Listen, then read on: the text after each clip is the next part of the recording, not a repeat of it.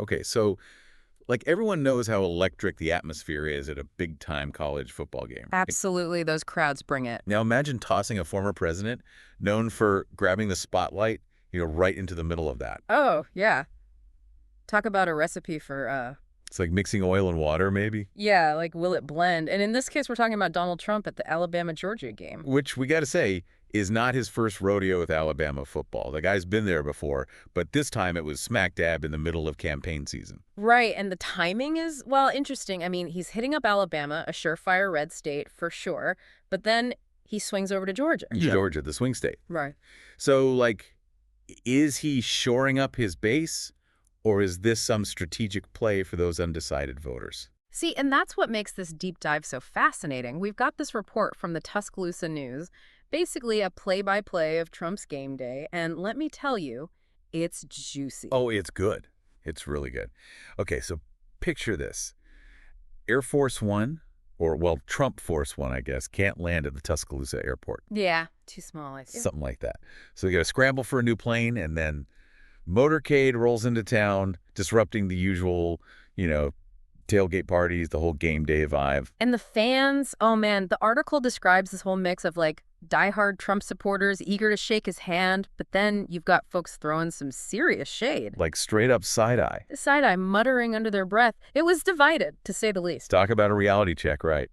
But then, true to form, Trump still manages to turn it into a spectacle. Oh, absolutely. Handing out hot dogs, flashing that signature fist pump. He even ends up in a skybox. Which I got to say, according to our source, actually block the view for some of the Alabama players' parents. Ah, no way. Can you imagine? Oh. You're there to watch your kid play in this huge game, and suddenly, boom, presidential obstruction of view. That's gotta sting a little, even if you're a fan. It's this weird clash, You've got diehard sports fans, political junkies, and then Trump, the ultimate showman, smack dab in the middle of it. And that's the million-dollar question, isn't it? Is he there as a politician, a celebrity, or some, like, hybrid we haven't even figured out how to define yet? Because let's be real, the guy knows how to work a crowd. Yeah.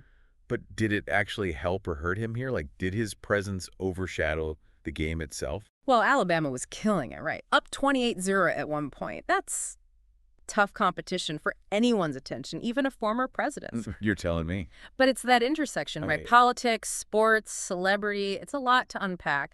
And the crowd's reaction, that just adds another layer to this whole thing. Oh, yeah, because it wasn't all Mad J hats and USA chants. In fact, there's this moment where the Alabama crowd starts chanting, wait for it, Saban for president. Their own coach. Now, that is a plot twist I did not see coming. What do you make of that? Wow, Saban for president.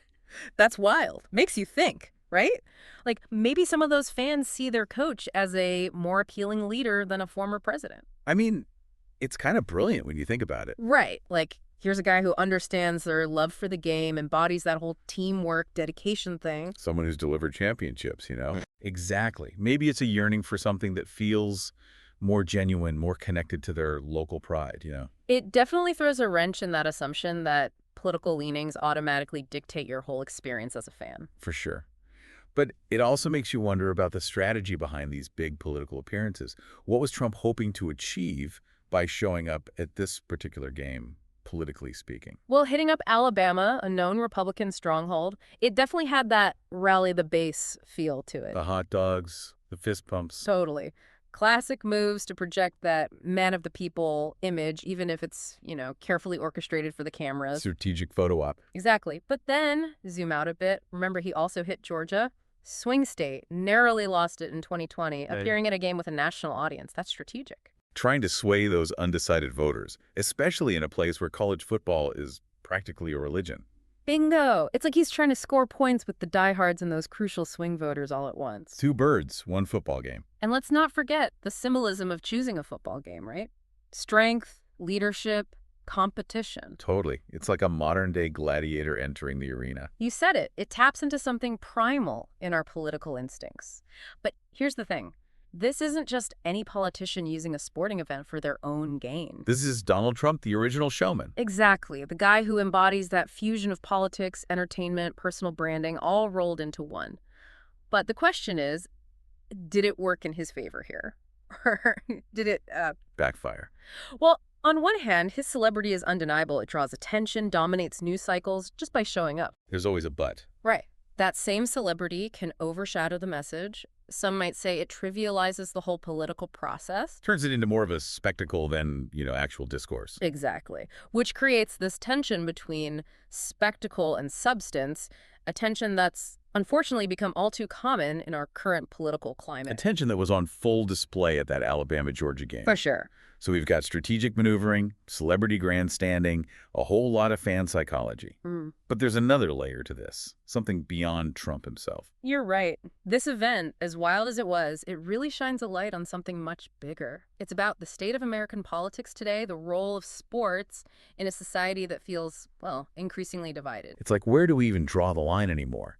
Are we headed to a place where even our beloved college football games are just like political pawns? It's a valid question, and honestly, I don't know if there are any easy answers, but this whole thing with Trump at the Alabama-Georgia game, it really highlights this trend, where politics and entertainment and personal identity, it all just kind of gets, mashed together. Yeah, it's less about actual issues, Yeah. And more about picking a side, like whose merch are you repping? Right. And in this case, that side just happens to be a former president, and let's be real, a reality TV star. So how do we even start to make sense of all this? Yeah. Like, how do we have a real conversation about politics when it's always competing with, this massive spectacle? That's the million-dollar question, right? I think for me, it starts with awareness, being conscious of the fact that we're being bombarded with these carefully constructed narratives. So basically, don't just buy into the hype. Exactly. Don't just cheer for the spectacle. Dig a little deeper, ask some tough questions, and be willing to challenge your own assumptions. Challenge your own team, so to speak. Exactly. Because at the end of the day, these events, they're not just entertainment. They have real power to influence our emotions, our loyalties, even our values. So to our listeners out there, the next time you're caught up in the excitement of a game, or any big event for that matter, take a moment to think about what's happening off the field, off the screen, outside of that bubble. Because the real game, the one that really matters, is about engaging in thoughtful dialogue. It's about recognizing those carefully crafted narratives and not being afraid to question them, even when it feels uncomfortable. That's what it all comes down to. So keep asking those tough questions, keep the conversations going, and keep thinking for yourselves. That's all we've got for today's deep dive.